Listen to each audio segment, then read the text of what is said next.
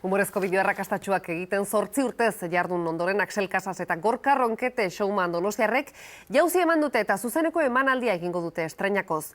Donostiako A Fuego Negro tabernan ordubeteko ikuskizuna doan ikusteko aukera dago bihar, ostirala, gauerdian.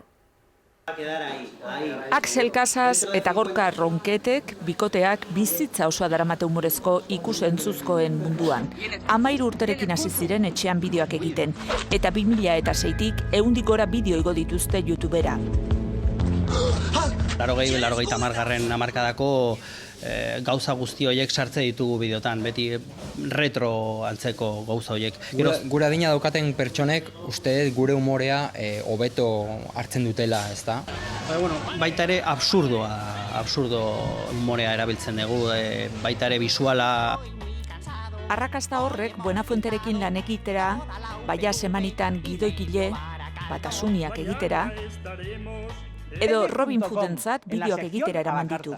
Absurdoan oinarrituriko humorea dakarte. Bideoak eta oso zatituak daude, flashback, aurrea, atzea insertuak eta ordun orain zuzenean egingo dugun saio hau, pixka bat, salto berri bada eta ea noa ateatzen den.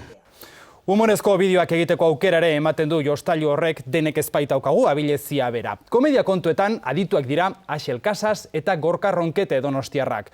8 urtez aritu dira telebistarako eta interneterako bideoak egiten eta zuzeneko emanaldietara egingo dute orain jauzi. Donostiako A Fuego Negro tabernan egingo dute bihar lehenengo emanaldia.